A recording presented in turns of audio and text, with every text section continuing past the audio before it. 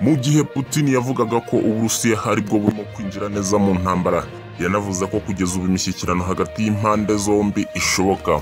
Yakomeje ati buri wese akwiye kumenya ko mu buryo bwa nyabwo nta kintu turatangira mu buryo bufatika.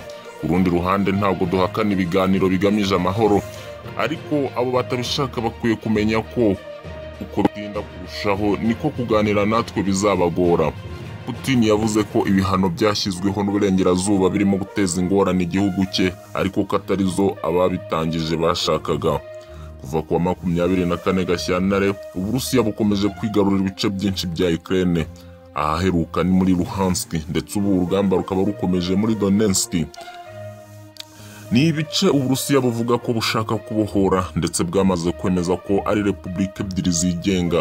Mu biganiro yagiranaga n'abayobozi b'inteko ishinga amategeko, umwe muri bo witwa Sergei Mironov wo mu ishyaka Just Russia yasabye Putin gushyiraho ikigo cyafasha kuba ibice byafashwe muri Ukraine byomekwa ku Burusiya.